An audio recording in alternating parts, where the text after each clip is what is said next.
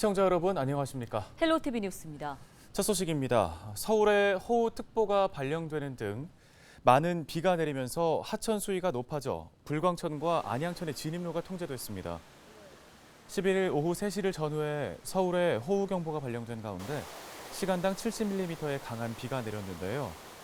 갑자기 내린 폭우로 불광천 수위가 올라가면서 인근 증산교 아래로 지나는 도로의 양방향 진입이 한때 통제됐습니다. 안양천도 불어난 물로 신정교 수위가 6m를 넘기면서 차량과 시민들의 출입이 한때 통제되기도 했는데요. 서울시는 호우특보가 발령되면 하천 도로변이 순식간에 물에 잠길 수 있다며 둔치 주차장에 주차된 차량은 이동하고 저지대 주민들도 신속하게 대피할 것을 당부했습니다. 강병원 의원이 한덕수 국무총리를 만나 신분당선 서북부 연장 사업 추진을 요청했습니다. 강병원 의원은 10일 심상정, 한준호 의원과 함께 광화문 정부청사에서 한덕수 국무총리를 면담하고 신분당선 서북부 연장을 건의했다고 밝혔습니다.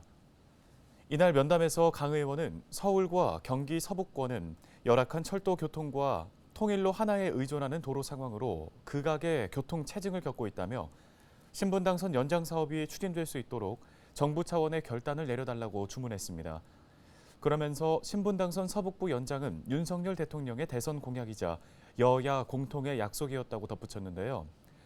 강 의원은 과거만 반영하는 비용 편익 분석으로 철도 사업 추진 여부를 결정하는 건 미래를 포기하는 잘못된 선택이며 신분당선 서북부 연장선은 수도권 균형 발전을 이룰 결정적인 계기가 될 것이라고 강조했습니다.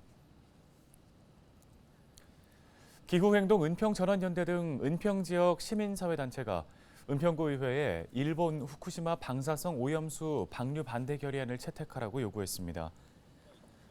기후행동 은평전환연대, 은평녹색당, 정의당 은평위원회 등은 11일 오전 은평구 의회 앞에서 기자회견을 열고 일본 정부의 방사성 오염수 방류가 임박해지면서 국민의 불안감이 커지고 있다며 방류 반대 결의안을 채택하라고 촉구했습니다.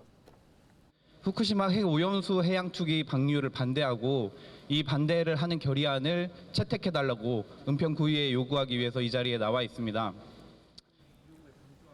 이들은 후쿠시마 방사능 오염수 방류는 인류의 역사에서 한 번도 없었던 위험한 행위라고 주장했습니다. 그러면서 오염수 방류는 지구상에서 가장 큰 바다 생태계의 생명과 그 바다에 기대어 살아가는 사람들의 건강을 위협하는 재난이자 미래 세대에게서 생명의 보고 바다를 빼앗은 테러라며 조속히 결의문을 채택하라고 목소리를 높였습니다. 핵 오염수 투기는 단순히 바다 오염만의 문제가 아닙니다. 고래와 거북이, 북극곰과 펭귄, 바다에 기대어 사는 모든 존재에게 핵 폐기물을 퍼붓는 살해 행위이며 나아가 지구 생태계 전체를 파괴하는 행위입니다. 이들은 기자회견을 마친 뒤 후쿠시마 오염수 방류 반대 결의문 채택을 촉구하는 의견서를 은평구 의회에 전달했습니다. 제9대 은평구 의회 개원 1주년 기념식이 11일 은평구 의회 정책 세미나실에서 개최됐습니다. 이날 기념식에서 은평구 의회 의원들은 지난 1년간의 의정 활동을 돌아보고 앞으로의 활동 계획을 공유했는데요. 은평구 의회 기노만 의장은 9대 의회의 성과로 주민들과 소통 창구를 늘리고 홈페이지 문서 읽기 서비스를 도입한 점 등을 꼽았습니다. 국민과 실시간 소통으로 교감하고 의료의 제도에 대한 투명성을 높이기 위해서 은평구의 공식 SNS 채널을 개설하였습니다. 난시자 고령자들 정보 취약계층을 위해 홈페이지 문자 읽기 서비스를 도입하였습니다.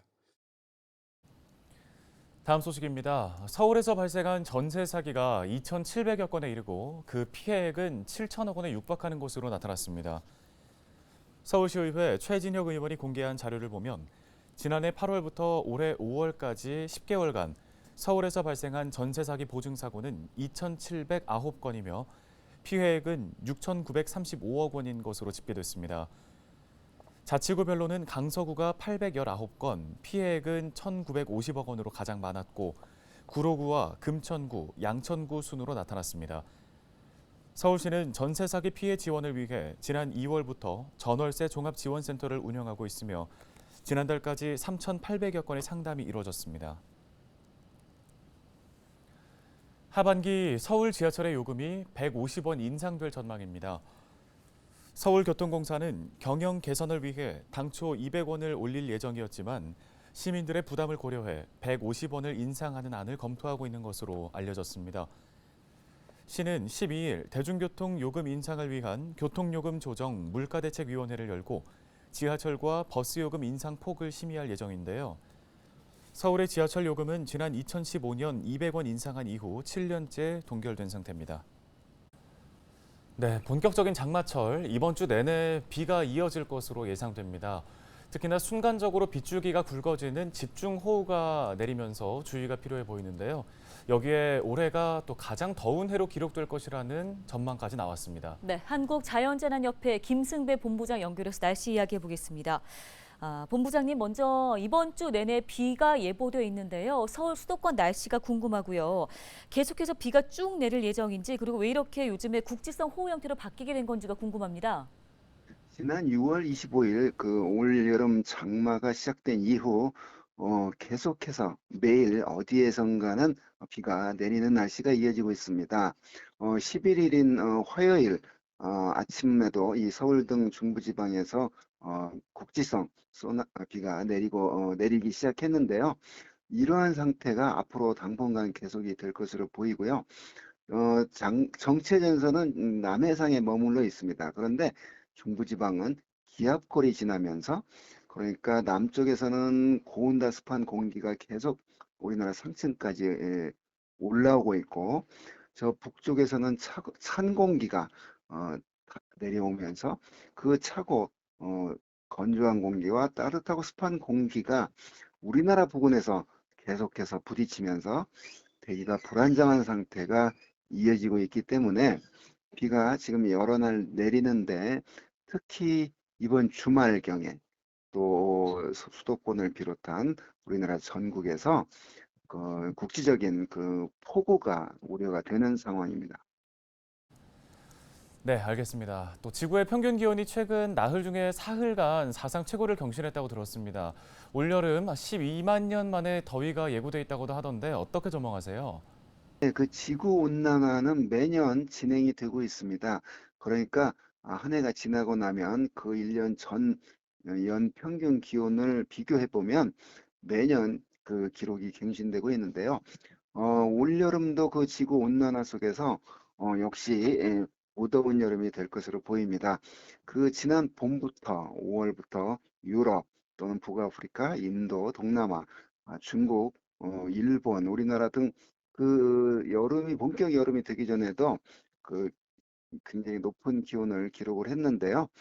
앞으로 다가올 7월과 8월 역시 폭염과 열대야 일수가 평년보다 많은 그런 여름이 될 것으로 전망을 합니다. 전 지구의 기온이 매년 또는 매달 높아지고 있는 건 지구 온난화의 영향 때문입니다. 예, 점점 더 날씨 예측이 좀 어려워지는 것 같다는 생각이 드는데요. 이런 이상기후 현상에 대응하기 위해서 우리가 할 수 있는 실천들, 대책들 어떤 것들이 있을까요? 네, 지구가 따뜻해지고 있는 걸 막기 위해서는 우리 인간이 배출하는 이산화탄소와 같은 온실가스를 줄여야 합니다. 온실가스 배출을 줄이기 위해서는 전 세계적으로 지금 선언적인 탄소 제로라고 하는 그런 어떤 선언적인 의미가 있는데, 자, 우리 일반인들이 지구 온난화를 막기 위해서는 대중교통을 이용한다거나 불편하지만 냉난방을 너무 강하게 하지 않는다거나 이런 식으로 행동으로 실천하는 형태가 있어야 된다고 봅니다. 왜냐하면 결국은 우리 인간이 내뿜는 이산화탄소를 줄이기 위해서는 너나 나나 할 것 없이 이산화탄소 줄이기에 동참을 하는 여러 가지 다양한 행동 형태를 보여야 된다고 생각합니다. 네, 도움 말씀 여기까지 듣겠습니다. 한국자연재난협회 김승배 본부장이었습니다.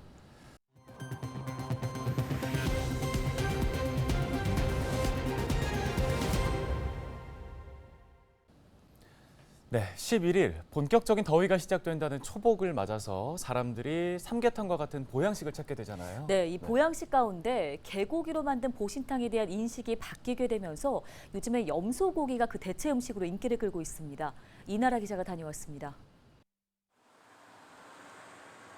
전북 지역 한 식당에 손님이 가득합니다. 손님 대부분이 여름철 허약해진 몸을 챙기기 위해 염소 요리 식당을 찾은 겁니다.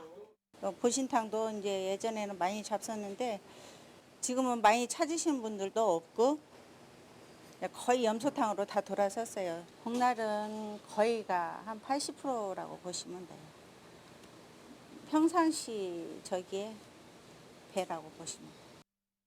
개는 식품위생법상 식재료에 해당하지 않는 데다 개를 반려동물로 인식하는 사람이 늘면서 보신탕 판매업소도 감소하고 있는 겁니다. 대신 개고기와 육질과 조리법이 비슷한 염소고기가 보양식으로 떠오르고 있습니다. 원래 저도 개고기 좋아하는데 요즘에는 좀 많이 좀 절제합니다. 절제하고 개고기 먹고 싶으면 염소탕 좀 많이 먹고 그럽니다. 탕으로 먹으면 비슷하더라고요. 염소고기 수요가 증가하면서 가격도 전년 대비 20% 가까이 올랐습니다. 하지만 염소 사육 농가는 걱정이 가득합니다. 수입산 염소고기 때문입니다. 제일 큰 거는 수입 농산물 때문에 타격을 많이 받고 있습니다.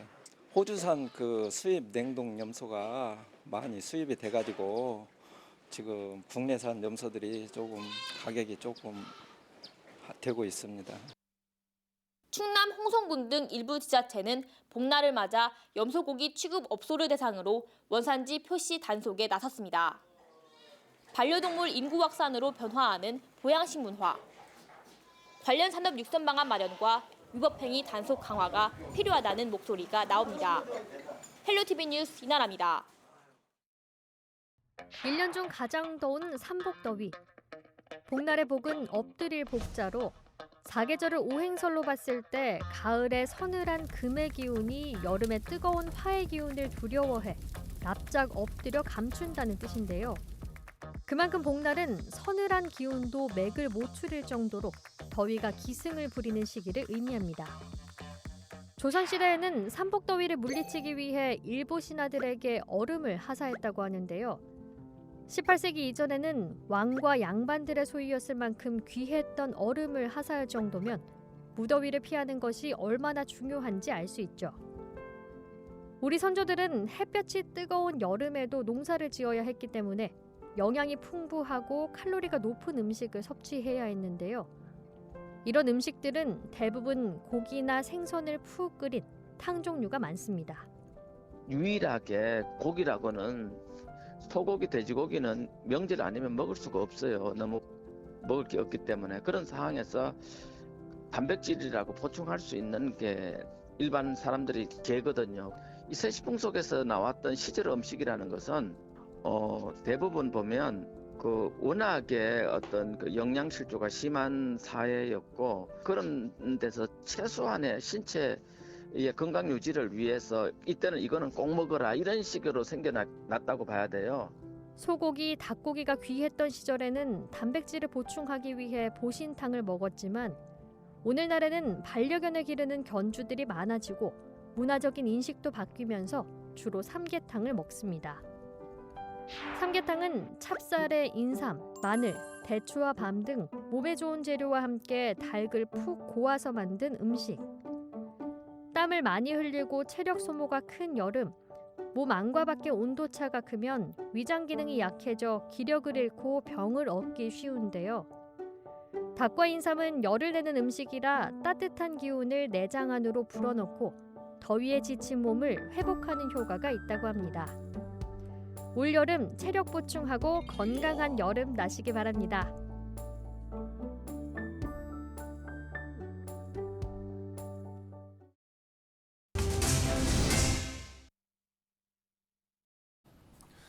다음 소식입니다. 초복을 맞아 지역의 어르신들에게 보양식을 대접하는 행사가 열렸습니다. 은평구 녹번동 새마을 부녀회는 최근 지역 어르신 130여 명을 대상으로 삼계탕과 떡, 과일을 나눴다고 밝혔습니다. 이날 행사는 새마을 분여회와 주민자치회 등 지역민들을 중심으로 마련됐습니다.